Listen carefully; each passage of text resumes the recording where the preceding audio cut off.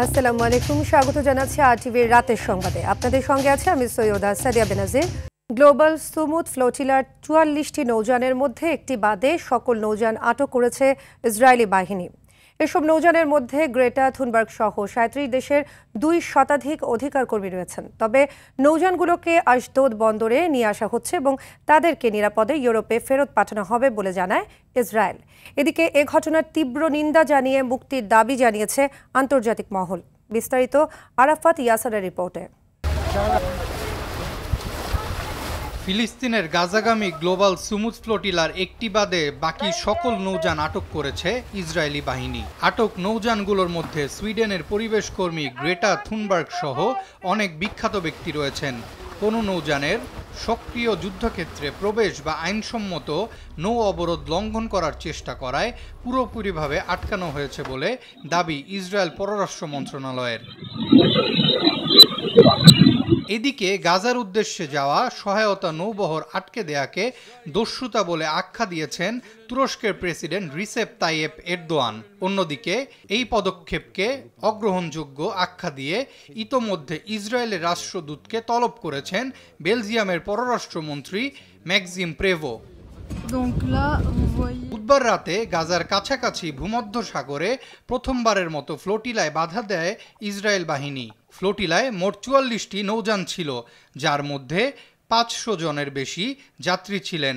এর মধ্যে ইউরোপীয় পার্লামেন্টের প্রতিনিধি সহ অধিকার কর্মী, আইনজীবী, চিকিৎসক ও সাংবাদিক ছিলেন। ইসরায়েল জানিয়েছে আটক নৌযানগুলোকে আশদোদ বন্দরে নিয়ে আসা হচ্ছে এবং তাদেরকে নিরাপদে ইউরোপে ফেরত পাঠানো হবে। এই ঘটনা বিশ্বজুড়ে তীব্র নিন্দার ঝড় তুলেছে। গ্রিস, লন্ডন ও আর্জেন্টিনা সহ বিভিন্ন দেশে চলছে প্রতিবাদ বিক্ষোভ। আন্তর্জাতিক সম্প্রদায় আটককৃতদের মুক্তি ও গাজার ওপর সহিংসতা বন্ধের দাবি জানাচ্ছে। আরাফাত ইয়াসার, আরটিভি। এদিকে ইসরায়েলি হামলায় গাজায় আরও অন্তত ৭৩ জন নিহত হয়েছেন। বুধবার গাজার জায়তুন এলাকার আল ফালা স্কুলে ২টি ক্ষেপণাস্ত্র আঘাত হানলে এখানে থাকা শরণার্থীরা নিহত হন। স্কুলটিতে শত শত বাস্তুচ্যুত শরণার্থী আশ্রয় নিয়েছিল। হামলার পরপরই ফিলিস্তিনি সিভিল ডিফেন্স কর্মীরা ঘটনাস্থলে ছুটে যান, কিন্তু উদ্ধার কাজ শুরু করার সঙ্গে সঙ্গেই আরেকটি হামলায় তারাও গুরুতর আহত হন। সবশেষ নিহত ৭৩ জনের মধ্যে ৪৭ জনই গাজা সিটিতে প্রাণ হারিয়েছেন বলে জানিয়েছে আল জাজিরা। এদিকে হামাস যুক্তরাষ্ট্র প্রস্তাবিত যুদ্ধবিরতি মেনে নেবে কিনা তা এখনও নিশ্চিত নয়।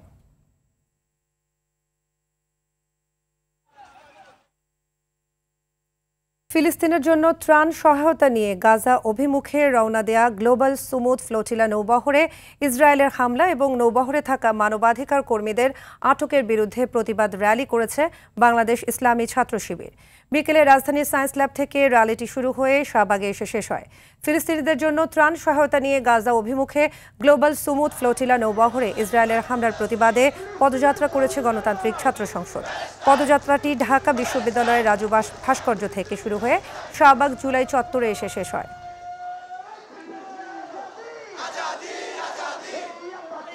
আপনারা মাত্র ৫০০ জন অ্যাক্টিভিস্ট নন, সারা বিশ্ব আজ আপনাদের পক্ষে দাঁড়িয়েছে। আমরা বাংলাদেশ থেকে আপনাদের প্রতি পূর্ণ সংহতি এবং সম্মতি জ্ঞাপন করছি।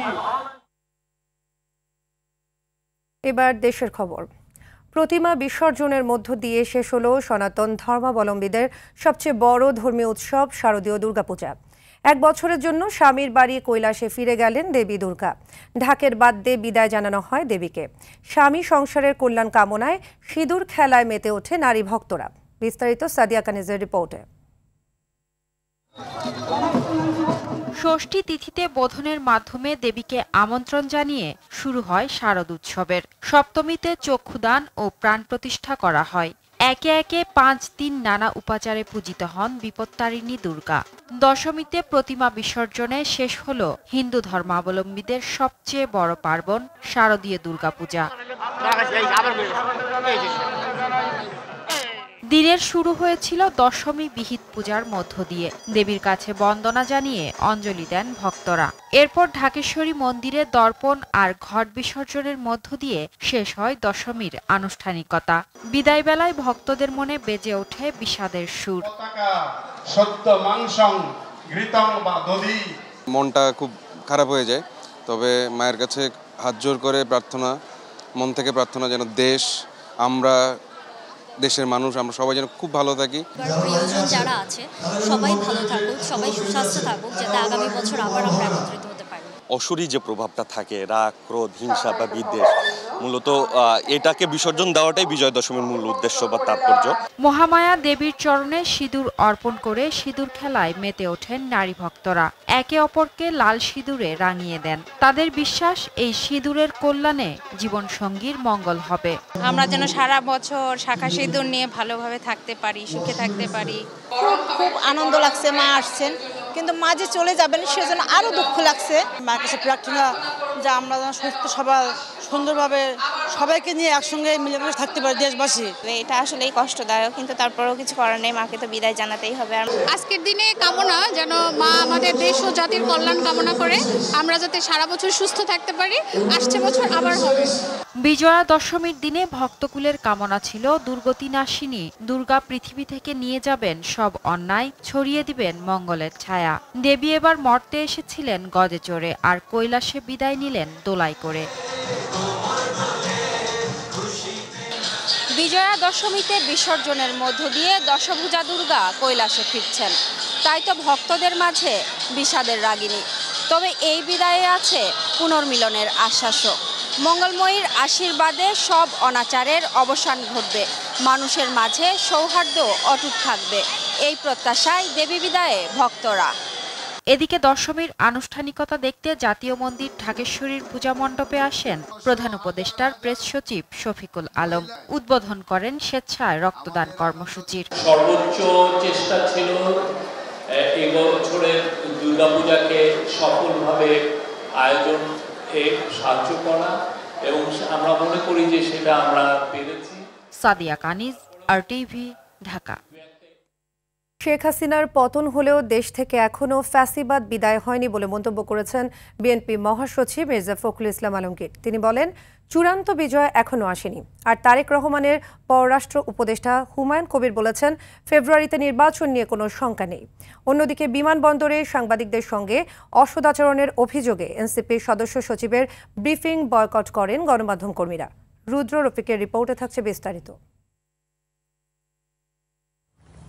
মঙ্গলবার বাংলাদেশ সময় রাত 1টায় নিউ ইয়র্ক বিএনপি আয়োজিত এক আলোচনা সভায় যোগ দেন বিএনপি মহাসচিব মির্জা ফখরুল ইসলাম আলমগীর। এ সময় তিনি বলেন, দেশে ফ্যাসিবাদ এখনও শেষ হয়নি। আমাদের সব দিক থেকেই সজাগ থাকতে হবে। প্রাথমিকভাবে একটা বিজয় অর্জন করেছি যে আপনার ফ্যাসিস্ট হাসিনা চলে গেছেন দেশ থেকে, কিন্তু দেশ থেকে কিন্তু ফ্যাসিবাদ যায়নি। প্রধান উপদেষ্টার সঙ্গে জাতিসংঘ সফর শেষে সকালে দেশে ফেরেন বিএনপির ভারপ্রাপ্ত চেয়ারম্যান তারেক রহমানের পররাষ্ট্র বিষয়ক উপদেষ্টা হুমায়ুন কবির। এ সময় গণমাধ্যম কর্মীদের তিনি জানান, ফেব্রুয়ারিতে নির্বাচন নিয়ে কোনো সংশয় নেই। ইন্টারিম সরকার যথেষ্ট আন্তরিক আছে, মানে এটা টাইমেই হওয়ার জন্য। এখানে বিরোধী দল হিসাবে আমাদেরও সমর্থন আছে, তো ইনশাআল্লাহ টাইমেই হবে, ফেব্রুয়ারিতেই হবে নির্বাচন। তারেক রহমানের নেতৃত্বে বিএনপি আগামী জাতীয় নির্বাচনে অংশ নেবে বলেও জানান তিনি। ওনার নেতৃত্বেই বাংলাদেশ জাতীয়তাবাদী দল নির্বাচনে পার্টিসিপেট করবে। He will be leading the BNP into the next national elections, general elections. So ওনার আশা তো স্বাভাবিক, উনি আসবে, আর উনি যখন আসবে তখন দল থেকে জানানো হবে দিন তারিখ। এদিকে হুমায়ুন কবিরের সংবাদ সম্মেলনের সময় বিমানবন্দরে স্লোগান দিয়ে হট্টগোল করতে থাকেন এনসিপি নেতাকর্মীরা। তাদের থামতে বলায় সাংবাদিকদের সঙ্গে বাকবিতণ্ডায় জড়িয়ে পড়েন কয়েকজন। এ ঘটনার জের ধরে গণমাধ্যম কর্মীরা জাতিসংঘ সফর ফেরত এনসিপি সদস্য সচিব আক্তার হোসেনের ব্রিফ বয়কট করেন। রুদ্র রফিক, RTV, ঢাকা। পশ্চিম মধ্য বঙ্গোপসাগর ও তৎসংলগ্ন এলাকায় অবস্থানরত নিম্নচাপটি ঘনীভূত হয়ে গভীর নিম্নচাপে পরিণত হয়েছে। সমুদ্র বন্দরগুলোকে 3 নম্বর সতর্ক সংকেত দেখিয়ে যেতে বলা হয়েছে। এর প্রভাবে দেশের বিভিন্ন স্থানে দমকা বাতাস সহ বৃষ্টি হচ্ছে। আরও 4 দিন সারা দেশে থেমে থেমে বজ্রসহ বৃষ্টিপাত হতে পারে বলে জানিয়েছে আবহাওয়া অধিদপ্তর। জেলা প্রতিনিধিদের সহায়তায় আরও জানাচ্ছেন এয়ার বাদল। গেল দুদিন ধরেই বৈরী আবহাওয়া বিরাজ করছে। বৃষ্টি হচ্ছে থেমে থেমে। গভীর নিম্নচাপের কারণে উত্তাল রয়েছে সাগর, যে কারণে বিপাকে পড়েছেন সাগর পাড়ের মানুষ। কুয়াকাটায় দেখা যায় টানা বৃষ্টির কারণে স্থবির হয়ে পড়েছে জনজীবন। সকল মাছ ধরা ট্রলারকে উপকূলের কাছাকাছি থেকে সাবধানে চলাচল করতে বলা হয়েছে। ঝালকাঠিতে বৈরী আবহাওয়া বিরাজ করছে। ভারী বৃষ্টি, সেই সাথে ঠান্ডা বাতাস বইছে। বিপাকে পড়েছেন কৃষক, শ্রমিক, দিনমজুর সহ নিম্ন আয়ের মানুষ। মেহেরপুরে অবিরাম বৃষ্টিতে জনজীবনে পড়েছে বিরূপ প্রভাব। স্বাভাবিক কাজকর্ম হচ্ছে বাধাগ্রস্ত। অন্যদিকে মাঠ ভর্তি আমন ধান ও সবজি নিয়ে দুশ্চিন্তায় পড়েছেন কৃষকরা। পটুয়াখালীর রাঙ্গাবালি ও পায়রা সমুদ্র বন্দর এলাকায় থেমে থেমে বৃষ্টি হচ্ছে। উত্তাল হয়ে উঠেছে সাগর। ফলে সাগরে থাকা জেলে ও ট্রলার উপকূলের কাছাকাছি এসে আশ্রয় নিয়েছে। বাগেরহাটেও বিরূপ প্রভাব পড়েছে জনজীবনে। আবহাওয়া অফিস জানিয়েছে সহসায় কাটবে না এই বৈরী আবহাওয়ার ধকল। আরও ৩-৪ দিন এমন বৃষ্টিমুখর পরিস্থিতি বজায় থাকতে পারে। সব জেলাতে বৃষ্টি হয়েছে। এই যে চলমান বৃষ্টি, এটা আপনাকে আগামী আরও ৩ থেকে ৪ দিন এটা কন্টিনিউ করবে। আর বাদল, RTV, ঢাকা। দুবেলা দুমুঠো খাবারের জন্য প্রতিনিয়ত লড়তে হয় পথশিশুদের। নেই মাথা গোজার ঠাঁই। সামাজিক নিরাপত্তা বেষ্টনীর বাইরে থাকা এসব শিশু পাচ্ছে না সরকারি সহায়তাও। এই অবস্থায় বিশ্বব্যাপী পালিত হচ্ছে বিশ্ব পথশিশু দিবস।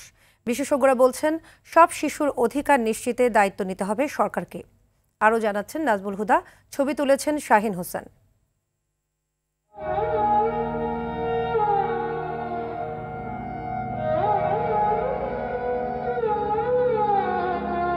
হেসে খেলে বেড়ানোর দুরন্তপনা শৈশবে ওদের করতে হয় বাঁচার সংগ্রাম।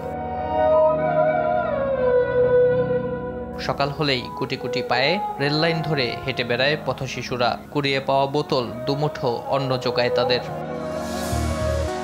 2000 বা 1000 এরকম বোতল বেচতে পারি সপ্তাহে। এটি দিয়ে খাই, কাপড় চোপড় কিনি। বোতল ঢুকায় আর পশ্চিমের কাজ করি আর বোঝা টানি। শিক্ষার অধিকার থাকলেও বঞ্চিত তারা। মুখ মলিন সুরক্ষার প্রশ্নেও। টাকা পয়সা রাখলে একটু ভর্তি দিতাম, পড়তাম। কত ঘুমাইতেছি, পথশিশুদের 94% এখনও দেশের সামাজিক নিরাপত্তা বেষ্টনীর বাইরে বলে কারিতাসের এক গবেষণায় উঠে এসেছে। এছাড়া 51% কোনো স্কুল বা মাদ্রাসায় পড়ছে না। শুধু পথশিশু নয়, সহিংসতার শিকার হচ্ছে অন্য শিশুরাও। আইন ও সালিশ কেন্দ্রের তথ্য বলছে, চলতি বছর জানুয়ারি থেকে আগস্ট পর্যন্ত শিশুদের সঙ্গে 725টি সহিংসতার ঘটনা ঘটেছে। পরিসংখ্যান বলছে, প্রতি মাসে গড়ে 37 জনের বেশি শিশু হত্যার শিকার হচ্ছে, যা ঘটছে ধর্ষণ ও নির্যাতনের পর হত্যাসহ আত্মহত্যার মতো নানা স্পর্শকাতর কারণে। এতে প্রশ্ন থেকে যায়, যেখানে শিশুদের বেঁচে থাকাই অনিশ্চিত, সেখানে বাকি অধিকারগুলো কতটুকু সুনিশ্চিত? জাতিসংঘ শিশু অধিকারে বলা হয়েছে বৈষম্যহীনভাবে সবাই সমান সুযোগ পাবে, কিন্তু বাস্তবতা হচ্ছে এই অধিকারগুলো সবার জন্য সমান নয়। শিশুদের প্রতি আমাদের যে দৃষ্টিভঙ্গির জায়গা, সেই জায়গায় শিশুদের প্রতি আমরা দায়িত্ব আসলে কতটুকু পালন করছি, সেখানে বড় রকমের একটা প্রশ্নবোধক তুলেই দেয়। সঠিক কোনো পরিসংখ্যান না থাকলেও দেশে পথশিশুর সংখ্যা 40 লাখের কাছাকাছি বলছে গবেষণা প্রতিষ্ঠানগুলো। ওদের বেশিরভাগেরই দিন কাটে রাস্তা, বাস স্ট্যান্ড বা রেল স্টেশনে। সরকারি ও রাজনৈতিক সদিচ্ছাই কেবল পথশিশু সহ সকল শিশুর অধিকার ও সুরক্ষা নিশ্চিত করতে পারে বলে মনে করেন বিশেষজ্ঞরা। নাজমুল হুদা, RTV, ঢাকা। থামছে না ডেঙ্গুতে আক্রান্ত হয়ে মৃত্যু। চলতি বছর এখন পর্যন্ত মারা গেছে 202 জন। হাসপাতালে ভর্তি হয়েছেন 48,228 জন। মশাবাহিত রোগটিতে গত 24 ঘন্টায় মৃত্যু হয়েছে 2 জনের। চিকিৎসকরা বলছেন, অবহেলায় ডেঙ্গুতে মৃত্যুর প্রধান কারণ। তাই উপসর্গ দেখা দিলে বিলম্ব না করে দ্রুত চিকিৎসকের পরামর্শ নিতে হবে। আরও জানাচ্ছেন মোহাম্মদ সাইম। ডেঙ্গু আক্রান্ত হয়ে প্রতিদিনই হাসপাতালে ভর্তি হচ্ছে শত শত মানুষ। তাদের মধ্যে জ্বর, তীব্র মাথা ব্যথা, রক্তক্ষরণ ও খিঁচুনির মতো উপসর্গ নিয়ে বেশিরভাগই ভর্তি হচ্ছেন। খুব পেটে ব্যথা আর 104 ডিগ্রি জ্বর ছিল, তো এখানে ভর্তি হয়েছে। আসার পরে ভর্তি নিয়ে নিছে ওনারা। ভর্তি নেওয়ার পরে টেস্ট করছে, ডেঙ্গু পজিটিভ আসছে। 6 দিন যাবত জ্বর, শরীরে দুর্বলতার জন্য তারপর ডাক্তারের কাছে গিয়েছিলাম, তো ওখানে পরীক্ষা করে দেখা গেল যে ডেঙ্গু পজিটিভ হয়েছে। জ্বর, ঠান্ডা, বমি, সারা শরীর ব্যথা। এখন আমার অবস্থা খুবই খারাপ। চিকিৎসা আরো আগে থেকে নেওয়া উচিত ছিল। সারা দেশে 24 ঘন্টায় এডিস মশাবাহিত রোগ ডেঙ্গুতে আক্রান্ত হয়ে 2 জনের মৃত্যু হয়েছে। হাসপাতালে ভর্তি হয়েছেন আরও 396 জন। এদের মধ্যে ঢাকার 2 সিটিতে 108 জন, এছাড়া ঢাকা বিভাগে 90 জন, চট্টগ্রাম বিভাগে 96 জন, বরিশাল বিভাগে 87 জন এবং রাজশাহীতে 15 জন। চলতি বছর এখন পর্যন্ত ডেঙ্গুতে মৃত্যু হয়েছে 202 জনের এবং হাসপাতালে ভর্তি হয়েছে 48,228 জন। চিকিৎসকরা বলছেন, জ্বরের সাথে অন্য কোনো উপসর্গ দেখা দিলে দ্রুত চিকিৎসকের শরণাপন্ন হতে। তো কারো যদি জ্বর আসে, সাথে যদি লক্ষণ থাকে যেমন মাথা ব্যথা, শরীর ব্যথা, তাহলে দেরি না করে নিকটস্থ হাসপাতালে গিয়ে ডেঙ্গু টেস্টটা করিয়ে ফেলা উচিত। অন্তত ডেঙ্গুটাকে এক্সক্লুড করা যায়, তাহলে কিন্তু অন্তত মারাত্মক রকমের ঝুঁকি বা মৃত্যু হারটাকে কিন্তু আমরা কমায় ফেলতে পারি। আবহাওয়া অনুকূলে থাকায় চলতি অক্টোবর মাসে ডেঙ্গুর প্রাদুর্ভাব আরও বাড়তে পারে, তাই সবাইকে সচেতন হওয়ার তাগিদ দিয়েছেন বিশেষজ্ঞরা। মোহাম্মদ সায়েম, RTV। গাজীপুরের কালিয়াকৈরে প্রতিমা বিসর্জন দিতে গিয়ে নৌকাডুবিতে অঙ্কিতা ও তন্ময় নামে 2 শিশু নিখোঁজ হয়েছে। উপজেলার চাঁপাইয়ের তুরাগ নদীতে এ ঘটনা ঘটে। পরিবার সূত্রে জানা গেছে, দুর্গাপূজার প্রতিমা বিসর্জনে একটি নৌকায় 10-12 জন লোক ছিল। সন্ধ্যা 6টার দিকে নদের পার ঘেঁষে 2 নৌকার মুখোমুখি সংঘর্ষ হয়। এ সময় একটি নৌকা পানির নিচে ডুবে যায়। সাঁতার কেটে সবাই উঠতে পারলেও ওই 2 শিশু নিখোঁজ হয়।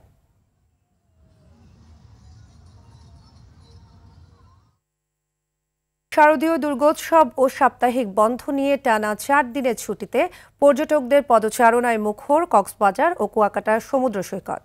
বিজয়া দশমীর দিনে সকাল থেকে বৃষ্টি উপেক্ষা করে কক্সবাজার সমুদ্র সৈকতের 3টি পয়েন্টে আসতে শুরু করে পর্যটকরা।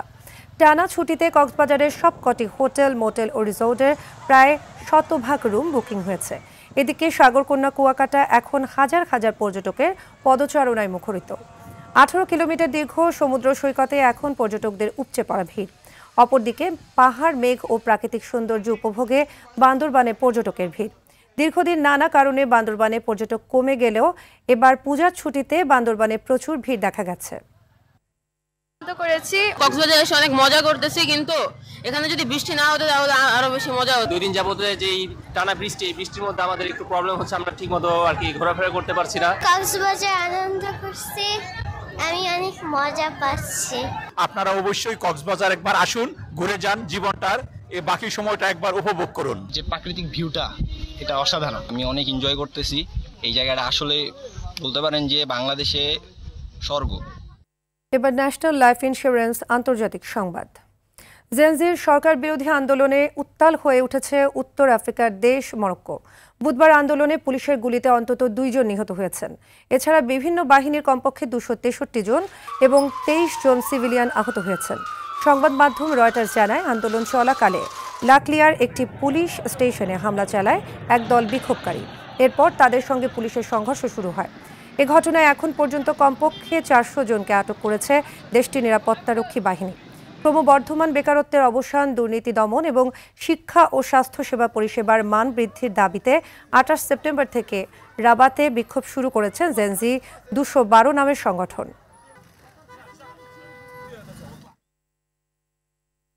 আবারও উত্তাল আফ্রিকার দেশ মাদাগাস্কার।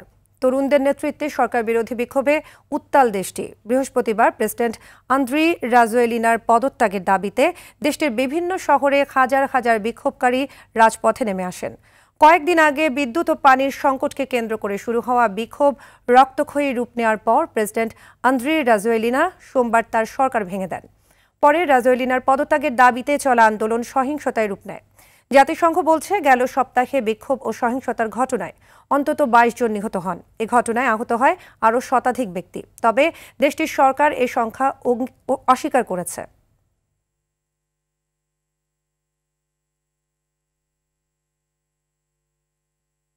ইতিহাসে প্রথমবারের মতো বিশ্বের একমাত্র ব্যক্তি হিসেবে 500 বিলিয়ন মার্কিন ডলারের বেশি সম্পদের মালিক হয়েছেন টেসলার প্রধান নির্বাহী কর্মকর্তা ইলন মাস্ক। বৃহস্পতিবার এক প্রতিবেদনে এ তথ্য জানায় ব্রিটিশ সংবাদ মাধ্যম বিবিসি। বৈদ্যুতিক গাড়ি নির্মাতা এই প্রতিষ্ঠান এবং তার অন্যান্য ব্যবসার শেয়ারের দাম বাড়ায় এ মাইলফলক স্পর্শ করতে সক্ষম হয়েছেন তিনি। বুধবার দুপুরের পর মাস্কের সম্পদের পরিমাণ 500.1 বিলিয়ন ডলারে পৌঁছে। তবে দিন শেষে শেয়ারের দাম কমে 499 বিলিয়ন ডলারের সামান্য উপরে নেমে আসে। ফোর্বসের সূচক অনুযায়ী বিশ্বের দ্বিতীয় শীর্ষ ধনী হলেন ওরাকল প্রতিষ্ঠাতা ল্যারি এলিসন। তার সম্পদের পরিমাণ প্রায় 350.7 বিলিয়ন ডলার। রাতের সংবাদ এ পর্যন্তই। মধ্যরাতের সংবাদ 1টায় দেখার আমন্ত্রণ রইল। ধন্যবাদ সবাইকে।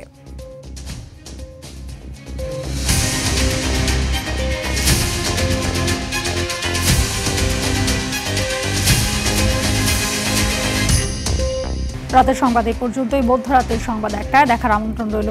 ধন্যবাদ সবাইকে।